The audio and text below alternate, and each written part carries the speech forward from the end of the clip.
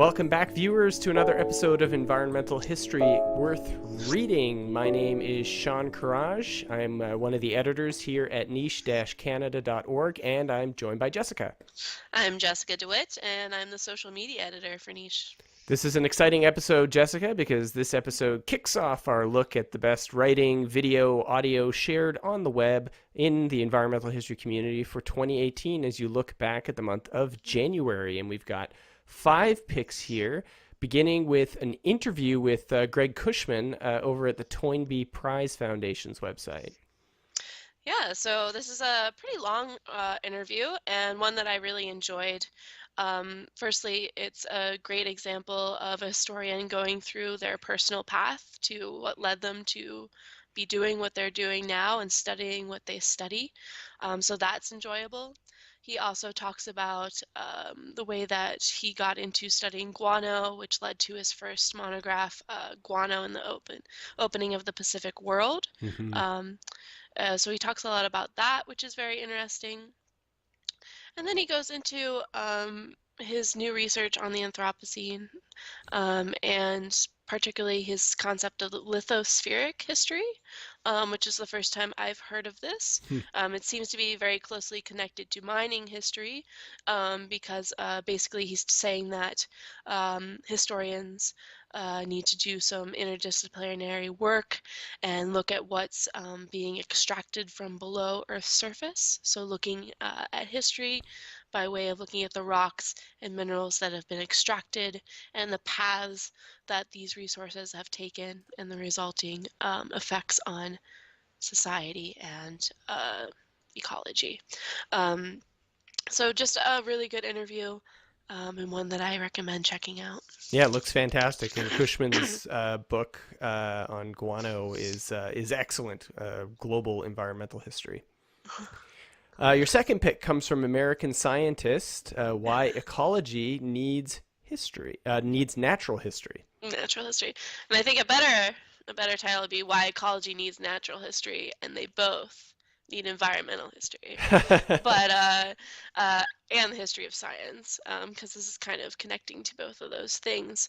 But the author opens up with a discussion of particular natural historians from early 1900s in California, goes through how they made detailed notes of all the flora and fauna of California, and how they're so detailed and how they went into the field, and how these notes are now helping modern developments in ecology and helping to understand how climate change is affecting California, etc. And this article provides a really good overview of what natural history is. It's the history of natural history, which I really enjoyed. It's very accessible overview of that. And his main argument is that well, he demonstrates how natural history fell out of favor in the mid-1900s with the rise of ecology, and that ecology as I'm sorry, is kind of the scientific natural history, but that he's arguing that the ways that natural historians went into the field and did this close work with the environment is something that ecologists today are missing and could really benefit from. So that's his main argument, and I think that it's an argument that's being presented within the sciences that Mm-hmm. environmental historians should be aware of and should be part of the conversation, because we often analyze how this stuff was used in the past. So. And you're totally right about the history of science as well. I'm sure historians of science would have plenty to say about the history of natural history. Yeah. Your third pick takes a look at intersections of the history of wildfire, women's history, and gender history. And this comes from a blog called What We Talk About When We Talk About Fire. Yes.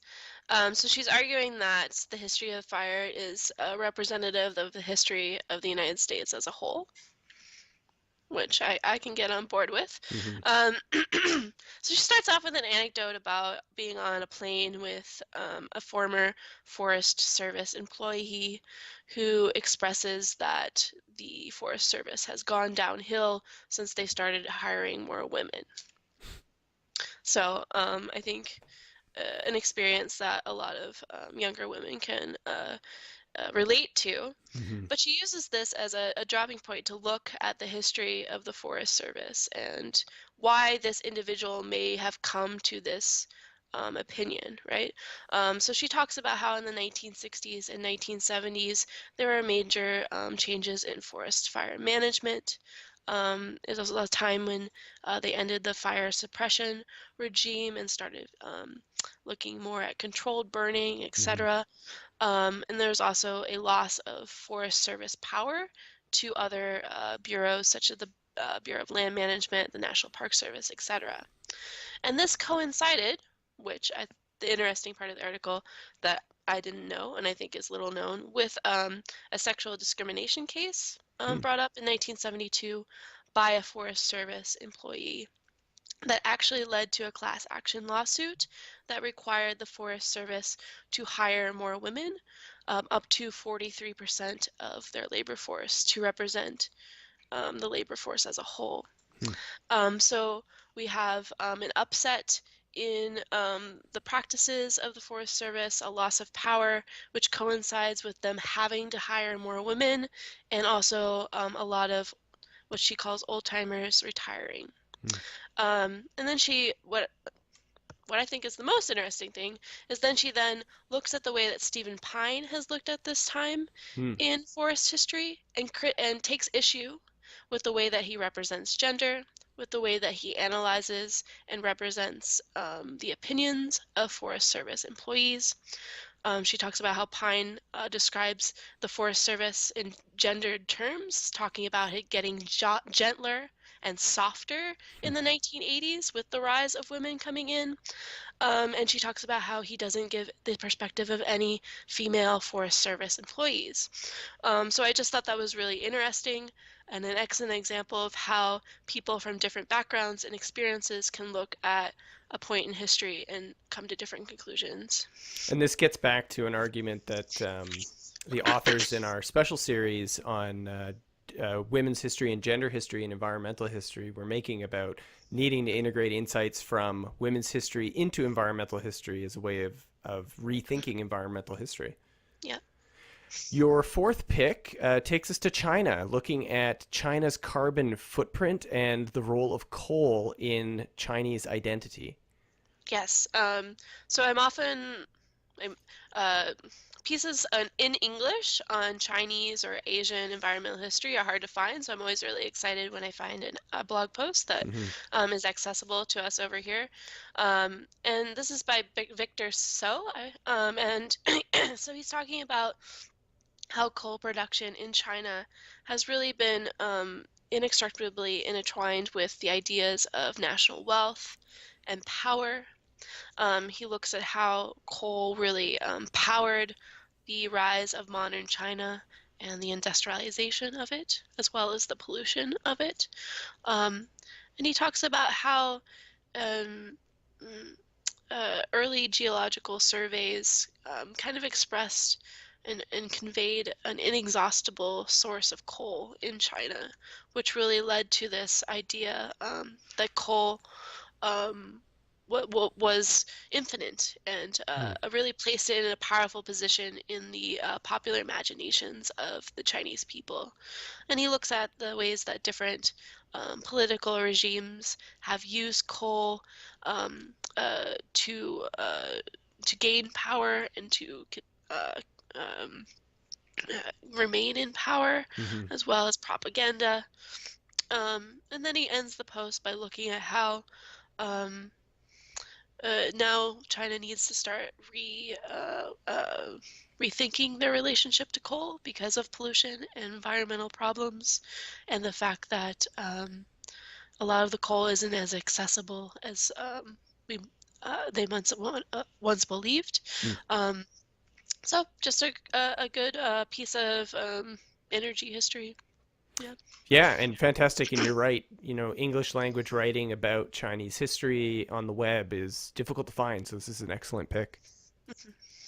Your final pick takes us to some animals.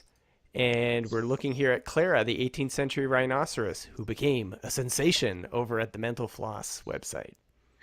Yeah, I thought this was a fun piece. It was very popular amongst environmental historians this past month.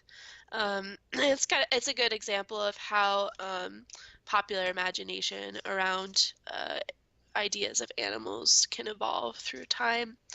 And this piece is by Alison Meyer, and she opens up by talking how in the 1500s, looking at art from that time, prints that are made of rhinoceroses, that, quote, Europeans thought the more battering ram than animal. They're often represented as looking like they're wearing armor and are ready for war. And she talks about how that is understandable because they'd never seen a rhinoceros. So they're going off of descriptions, etc.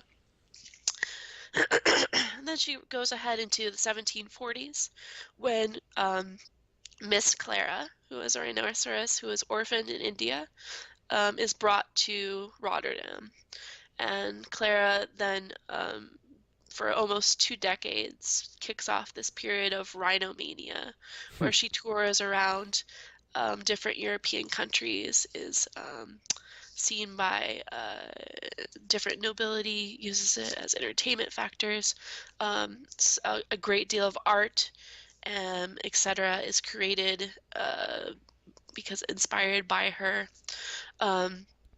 Also, another interesting part of the article is talking about how most rhinoceroses that were brought to Europe died almost immediately, but that the caretakers of Clara took a lot of care to make sure that she was comfortable and was okay. So she survived a large quantity of time for an animal in captivity at that time. So I just thought it was a very interesting article, kind of fun, and a little snippet of animal history that I had not been aware of. So. Well, another great selection of 5 picks, a good start to 2018 by the looks of it, and I'm sure viewers are looking forward to seeing what you pick next month, and they can find that all here at niche-canada.org. Thanks, Jessica. Thank you, Sean.